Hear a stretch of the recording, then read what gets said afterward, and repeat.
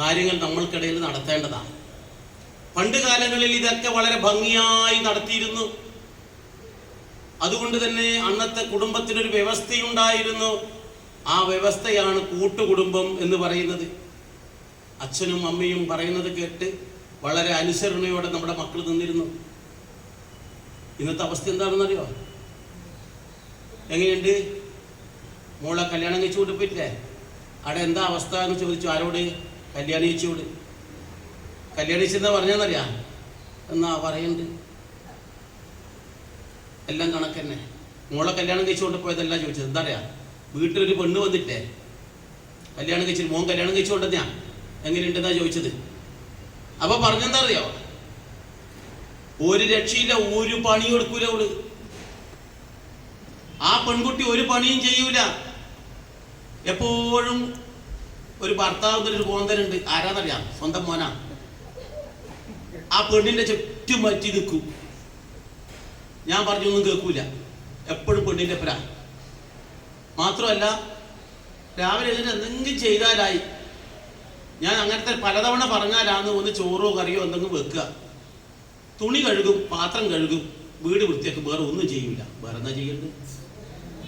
എന്നാൽ ഇതേ കല്യാണിച്ചോട് ചോദിച്ചു, മോക്ക് എന്തുണ്ട്, സുഖം തന്നെയാന്ന്? ഓ കടയൊന്നും ചെയ്യണ്ട, ആടല്ല അമ്മായി അമ്മ ചെയ്തു കൊടുക്കും. എന്ത് ഈ അമ്മായി അമ്മക്ക് അത് ചെയ്താൽ പോരെ? സ്വന്തം മോളുടെ കാര്യത്തിലല്ലേ നമുക്ക് ഈ ഇതുള്ളത്. അതുപോലെ തന്നെയല്ലേ മറ്റേ മക്കള്. നമ്മൾ ചിന്തിക്കേണ്ടതെന്നറിയോ? നിങ്ങൾക്കെല്ലാം പെൺമക്കളുണ്ടാവുമല്ലോ, ഒരു ഗുണവുമില്ല കേട്ടാ. ഈ പെൺമക്കളെല്ലാം നാളെ വേറൊരു അമ്മയുടെ അടുത്ത് പോകേണ്ടതാ, അവിടെ പരിചരിക്കേണ്ടതാ. നാളെ നമ്മുടെ അടുത്ത് ഒരു സ്വത്തിനെല്ലാം തമ്മിൽ തല്ലേണ്ടതാ. നമ്മൾക്ക് കൂട്ടായിട്ട് ഉണ്ടാവേണ്ടത് ആരറിയാം? മരണം വരെ നമ്മൾ ഒന്നിച്ചുണ്ടാവേണ്ടത് ആ മകൻ കല്യാണം കഴിച്ചു കൊണ്ടുവരുന്ന പെൺകുട്ടിയാ. ആ പെൺകുട്ടിയെ നമ്മൾ സ്നേഹിച്ച് ചേർത്ത് പിടിക്കണം എന്ന് കരുതി നമ്മുടെ സ്വന്തം മോളെ ഓടിക്കണം എന്നല്ല ഞാൻ പറഞ്ഞത്. കാരണം ഈ കുട്ടിയാണ് നമ്മുടെ കുട്ടി. സ്വന്തം മകൻ കല്യാണം കഴിച്ചു കൊണ്ടുവരുന്ന കുട്ടി. അവളെ സ്നേഹിച്ച് പിടിച്ചു കഴിഞ്ഞാൽ നാളെ നമുക്കൊരു ഗ്ലാസ് വെള്ളം തിളപ്പിച്ച് കിട്ടണമെങ്കിൽ ആ കുട്ടിയാണ് വിചാരിക്കേണ്ടത്. ആ സമയത്ത് എൻ്റെ മോളുണ്ട് അവിടെ, അവൾ വരുമോ? എനിക്കിവിടെ 100 കൂട്ടം പണിയാണ്, അതിൻ്റെ ഇടയ്ക്കാ വിളിച്ച് ശല്യം ചെയ്ത് ഇത് പറയും. അപ്പൊ അതൊക്കെ നമ്മൾ ചിന്തിക്കണം. കാലം മാറിക്കൊണ്ടിരിക്കുക. അപ്പോൾ മായാദേവി സൂര്യദേവനെ പോലെ ജ്വലിച്ചുകൊണ്ടുള്ള അതീവ സൗന്ദര്യമുണ്ടായി. പ്രസവത്തിനോടടുക്കുമ്പോൾ ചില കുട്ടികൾക്ക് അങ്ങനെയാണ്, നല്ല സൗന്ദര്യമുണ്ടാകും. പ്രസവത്തിന്റെ സമയമായി. ഈ മായാദേവി പ്രസവിച്ചു. എപ്പോഴാ പ്രസവിച്ചത്? ഒരു ഉത്രം നക്ഷത്ര നാളിലാണ് ജനിച്ചത്. ആരാ ജനിച്ചത്? ഒരു 1-ാം തരം ആൺകുട്ടി. ആര് കണ്ടാലും ഒന്ന് നോക്കിപ്പോകും. അത്രയും മനോഹരമായിട്ടുള്ളതാണ് ആ ഒരു ആൺകുട്ടി. പ്രസവിച്ച വിവരം പലരും അറിഞ്ഞു. പലരും അവിടുത്തെ കോടിയെത്തി ഈ കുട്ടിയെ ഒന്ന് കാണാൻ, കുട്ടിയെ ഒന്ന് വാരിപ്പുണരാൻ വേണ്ടിയിട്ട് പലരും മോഹിച്ചു.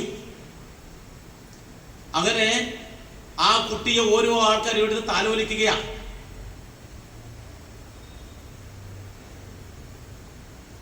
വനവാസികളായ നിരവധി ആൾക്കാരുണ്ട്. അച്ഛനോ അമ്മയോ അടുത്തില്ല. മായാദേവിയുടെ സഹോദരനില്ല, ജയന്തിൻ്റെതുമില്ല. അപ്പോൾ ഇവിടെ ഈ കുട്ടി ജനിച്ചിരിക്കുന്നു. ശ്രേഷ്ഠനായൊരു കുട്ടി. ധനുമാസത്തിലെ ശനിയാഴ്ചയും ഉത്രം നക്ഷത്രവും ചേരുന്ന ദിവസമാണ് ഈ കുട്ടി ജനിച്ചത്. ആ കുട്ടി ജനിച്ചപ്പോൾ അവിടെ എല്ലാവർക്കും ആഹ്ലാദമായി. വെളുവിളാ വെളുത്ത് നല്ല പനിനീർ പൂവിന്റെ ഇതളുകൾ പോലെയുള്ള മുഖങ്ങള്, കൈകാലുകളും അങ്ങനെ തന്നെ. അങ്ങനെ ഓരോ ആൾക്കാരും ഈ കുട്ടിയെ എടുക്കുന്നു, ആ കുട്ടിയെ ഓമനിക്കുന്നു. ഓരോ ആൾക്കാർക്ക് തിരിച്ചു കൊടുക്കാൻ തോന്നുന്നില്ല. നമ്മൾ കുട്ടിയെ എടുത്ത് ഇങ്ങനെ നടക്കുന്നു, അപ്പോഴൊക്കെ അടുത്ത ആൾക്കാർ തട്ടിപ്പറിക്കുന്നു. അവരും എടുക്കുന്നു, അവര് നെഞ്ചോട് ചേർത്ത് പിടിക്കുന്നു. പക്ഷെ ഇവർക്കൊരു പ്രത്യേകതയുണ്ട് കേട്ടോ. ഇവര് വനവാസികളാണ്, അതുകൊണ്ട് അവർ തൊടാൻ പാടില്ല ഒന്നുമില്ല. അവരുടെ കയ്യിൽ തന്നെയാണ് ഈ കുട്ടി. അങ്ങനെ ഈ കുട്ടി എന്ത് ചെയ്തെന്നറിയോ? നിശ്ചിത ദിവസം കഴിഞ്ഞാൽ ആ കുട്ടിക്ക് ഒരു പേരിടൽ ചടങ്ങുണ്ട്. ഏതാ ദിവസം? 28-ാം നാള്. അത് ആൺകുട്ടിയായാലും പെൺകുട്ടിയായാലും 28-ന്റെ അന്നാണ് നൂലുകെട്ട് നടത്തേണ്ടത്. നമ്മുടെ ആൾക്കാർ ചില ആൾക്കാർ പറയും അത് പെൺകുട്ടിയാണെങ്കിൽ 27, ആൺകുട്ടിയാണെങ്കിൽ 28. അല്ല, 28-ന്റെ അന്നാണ് കെട്ടേണ്ടത്. ഇത് എങ്ങനെയാ ചടങ്ങ് നടത്തേണ്ടതിനെ കുറിച്ച് ഞാൻ ആധ്യാത്മിക കുടുംബം എന്ന് പറയുന്ന എൻ്റെ യൂട്യൂബ് ചാനലിൽ ഇട്ടിട്ടുണ്ട്. നിങ്ങൾക്കത് കാണാം. ആ ചടങ്ങിനെ കുറിച്ച് ജനിച്ച നക്ഷത്രം ഉണ്ടല്ലോ, എന്താ നക്ഷത്രം? ഉത്രം. ഈ ഉത്രം നക്ഷത്രം കഴിഞ്ഞാൽ പിന്നെ എത്ര നക്ഷത്രം ഉള്ളത്? ഉത്രം കഴിഞ്ഞാൽ പിന്നെ നമ്മൾ എണ്ണീറ്റ് രണ്ടാമത് ഉത്തര നക്ഷത്രം വരണമെങ്കിൽ എത്ര നക്ഷത്രം വേണം? ഉത്തരം കഴിഞ്ഞാൽ പിന്നെ ഒരു 27 നക്ഷത്രം വേണ്ടേ? 28ാമത് പിന്നെ എന്ത് വരും? ആ ദിവസമാണ് ഈ നൂലുകെട്ട് നടത്തേണ്ടത്. മനസ്സിലായ? മറന്നുപോലെ? ആനാ, മറക്കരുത്. ഈ 28 കെട്ട് നടത്താൻ വേണ്ടിട്ട്, ഈ നൂലുകെട്ട് ചടങ്ങും പേര് വിളി ചടങ്ങും നടത്താൻ വേണ്ടിട്ട് വനത്തിൽ ആരാ ഉള്ളത്? അവിടുത്തെ മൂപ്പനെയാണ് വിളിച്ചത്. ഈ മായാദേവിയെ പരിചരിക്കാൻ വേണ്ടി, ഈ കുട്ടിയെ കുളിപ്പിക്കാനും മായാദേവിക്ക് വേണ്ടുന്ന പരിചരണം ചെയ്യാനും എല്ലാം ഒന്നിച്ചുണ്ടായത് ആരറിയോ? കറുപ്പായി, ആ തമിഴ് വംശജിയായിട്ടുള്ള ആ മുത്തശ്ശി. ആ മുത്തശ്ശിയാണ് ഈ കാര്യങ്ങളെല്ലാം ചെയ്തു കൊടുക്കുന്നത്. കറുപ്പൻ എന്ന് പറയുന്ന മുത്തശ്ശനാണ് ഈ കാര്യങ്ങളെല്ലാം ചെയ്തു കൊടുക്കുന്നത്. എന്നാൽ യഥാവിധി നിങ്ങൾ മനസ്സിലാക്കേണ്ട മറ്റൊരു കാര്യമുണ്ട്. ഈ മുത്തശ്ശനും മുത്തശ്ശിയും എന്ന് പറയുന്നത് ആരാ? അയ്യപ്പൻ എന്ന് പേര് ഒരാൾ ഇവിടെ ജനിക്കുമെന്ന് മുൻകൂട്ടി അറിയാം. അവിടത്തേക്ക് എത്താം. അതിന് മുമ്പ് ഒരു കാര്യം കൂടി വിട്ടുപോയിട്ടുണ്ട്. 28-ന്റെ നൂല് കെട്ടണം എന്ന് പറഞ്ഞില്ലേ? നൂല് കെട്ടാൻ വേണ്ടിയിട്ട് അല്ലെങ്കിൽ പേര് വിളിക്കാൻ വേണ്ടിയിട്ട് അവിടെ ഒരാൾ വന്നു. ആര്? മൂപ്പൻ, കാട്ടുമൂപ്പൻ, കരിമല മൂപ്പനാ വന്നത്. ആ മൂപ്പൻ വന്നു, എല്ലാവരും കൂടി അവിടെ കൂടിയിരിക്കുന്നുണ്ട്.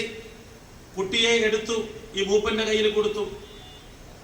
നമ്മൾ യഥാവിധി അച്ഛനാണ് പേര് വിളിക്കാറ്. എന്നാൽ ഇവിടെ പേര് വിളിക്കുന്നത് ശ്രേഷ്ഠനായിട്ടുള്ള ഒരു വ്യക്തി ആകണമെന്നുള്ളത് കൊണ്ട് മൂപ്പനെയാണ് അവിടെ പേര് വിളിക്കാൻ തീരുമാനിച്ചത്.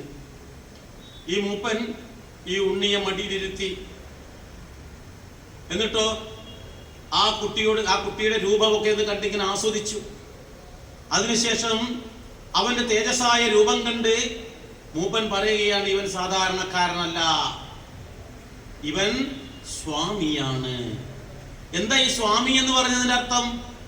സ്വാമി എന്ന് പറഞ്ഞാൽ നാഥൻ എന്നാണ് അർത്ഥം, രക്ഷകൻ എന്നാണ് അർത്ഥം, അല്ലെങ്കിൽ യജമാനൻ എന്നാണ് നമ്മൾ മനസ്സിലാക്കേണ്ടത്. അപ്പോൾ അതും അല്ലെങ്കിൽ പ്രഭുവാണ് എന്ന് നമ്മൾ ചിന്തിക്കണം. അപ്പോൾ ഇവൻ സ്വാമിയാണ്, സകല ചരാചരങ്ങൾക്കും അയ്യനാണ് ഇവൻ. അയ്യൻ എന്ന് പറഞ്ഞാൽ എന്താ? നാഥനാണ്, രക്ഷകൻ എന്നാണ് അർത്ഥം. അയ്യൻ എന്ന് പറഞ്ഞാൽ രക്ഷകൻ. അപ്പൊ സകല ചരാചരങ്ങൾക്കും രക്ഷകനാണ് ഇവൻ. അതുകൊണ്ട് തന്നെ ഇവനെ നമ്മൾക്ക് എന്ത് വിളിക്കാം? അയ്യപ്പൻ എന്ന് വിളിക്കാം. അങ്ങനെ മൂപ്പനാണ് ഈ കുട്ടിക്ക് പേരിടുന്നത്. ചിന്തിക്കണം. അയ്യപ്പൻ ജനിച്ചത് എവിടെയാ? കാട്ടില്. ആരെ കൂട്ടത്തിലാണ് വളർന്നത്? വനവാസികളോടൊന്നിച്ച്. ഈ അവസരത്തിൽ അവിടെ വന്നിട്ടുള്ള അവര് ഓരോ തരത്തിലുള്ള സമ്മാനങ്ങൾ ഈ കുട്ടിക്ക് കൊടുക്കും. നമ്മൾ പോയിട്ടില്ലേ നൂലുകെട്ട് ചടങ്ങിൽ? പേര് വിളിക്കുന്ന സമയത്ത് പോയിട്ടില്ലേ? നമ്മൾ മോതിരങ്ങളും മറ്റു കാര്യങ്ങളും കൊടുക്കാറില്ലേ? ഇങ്ങനെയുള്ള കാര്യങ്ങളൊക്കെ നമ്മൾ അവിടെ കൊടുത്ത്, അതുപോലെ അവര് ഈ പറയുന്ന ആർക്ക് കൊടുത്തു? അയ്യപ്പന്റെ ഇതിന് കൊടുത്തു. അയ്യപ്പൻ അവിടെ ഓടിച്ചാടി കളിക്കും. അയ്യപ്പൻ എല്ലാവരുടെയും ഹൃദയം കവർന്നു. ഈ അയ്യപ്പൻ ഇങ്ങനെ ജനിക്കുമെന്നും അത് സാക്ഷാൽ ശ്രീ ധർമ്മശാസ്താവിന്റെ അവതാരമായിട്ടാ ജനിക്കുക എന്നും കൃത്യമായി മനസ്സിലാക്കിയിട്ടാണ് ശ്രീ ധർമ്മശാസ്താവ് തന്റെ ഭൂതഗണങ്ങളോടും ഭൂമിയിൽ അവതാരമെടുക്കാൻ പറഞ്ഞിട്ടുണ്ട്. രാമായണത്തിൽ സാക്ഷാൽ ശ്രീരാമചന്ദ്രൻ ഭൂമിയിൽ മഹാവിഷ്ണു ശ്രീരാമനായിട്ട് അവതരിക്കുമ്പോൾ അവിടെയുള്ള മറ്റു ദേവന്മാരോടും ഇത്തരത്തിൽ അവതാരമെടുക്കാൻ പറഞ്ഞിട്ടുണ്ട്. വിശ്വകർമാവ് ആരായിട്ട് ജനിച്ചു? നളനായിട്ട് ജനിച്ചു. അതുപോലെ തന്നെ അശ്വിനി ദേവന്മാര് അവിടെ ജനിച്ചു. വായുദേവൻ അവിടെ ജനിച്ചു. സൂര്യദേവൻ